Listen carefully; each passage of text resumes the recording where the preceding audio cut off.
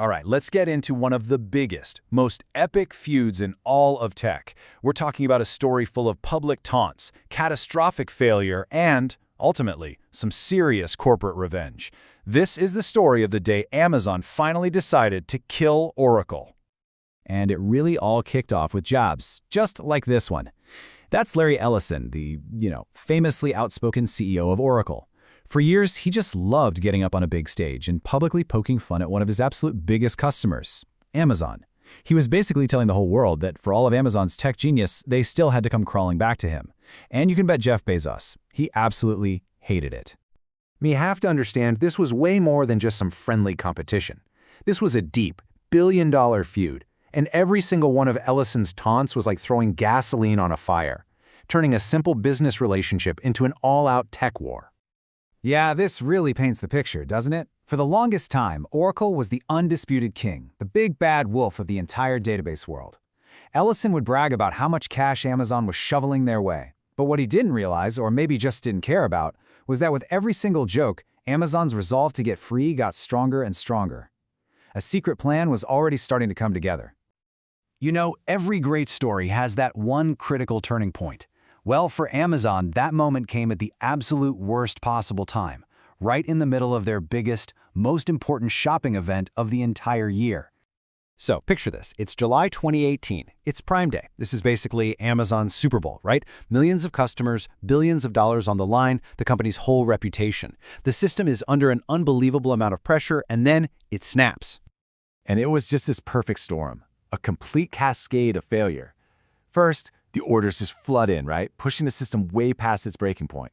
Then, the warehouse robots, the literal heart of Amazon's logistics, they just freeze. And that disaster ripples out to the website itself, which starts to crash. For shoppers, the site is broken. For Amazon, it is an absolute catastrophe.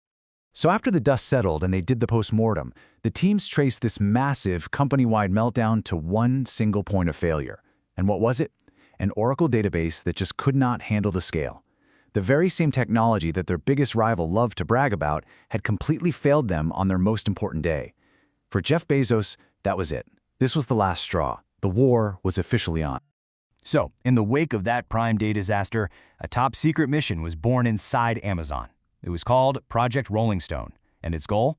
It was incredibly audacious, to hunt down and completely eliminate every last piece of Oracle from their core business. Let's just try to wrap our heads around the incredible scale of this thing. The first number you need to know is 7,500. That is how many individual Oracle databases were running deep inside Amazon's guts, handling everything from shipping to sales. Every single one had to be ripped out and replaced. And what was in all those databases? 75 petabytes of data. To put that in perspective, just 1 petabyte is 1,000 terabytes. We're talking about a mind-boggling amount of information that had to be carefully moved, all while the biggest store on the planet stayed open 24/7.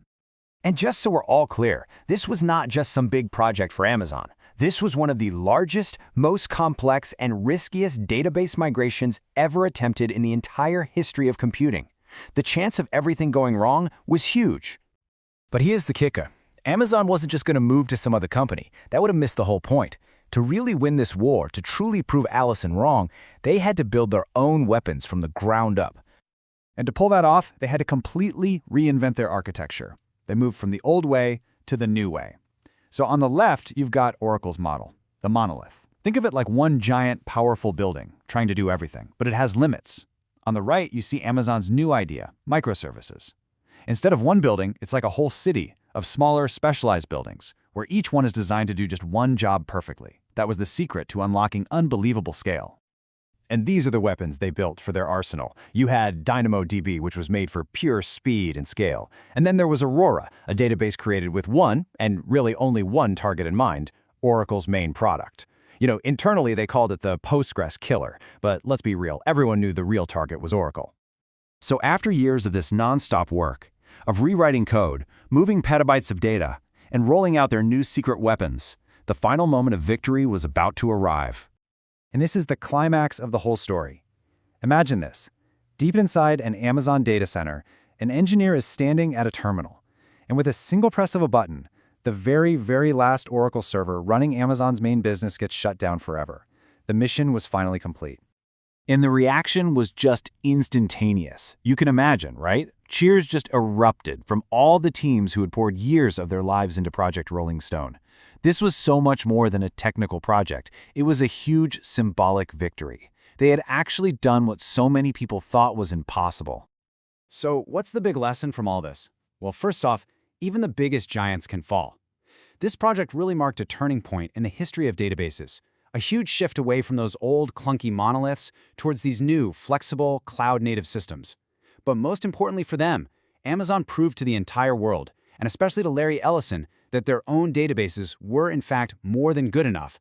The taunts were finally silenced for good. Project Rolling Stone was a huge, decisive battle, for sure. But the war for the future of our data, it's nowhere near over. We're talking about a $100 billion industry that is always changing. And it kind of leaves you with one big question. Who's the next giant to fall?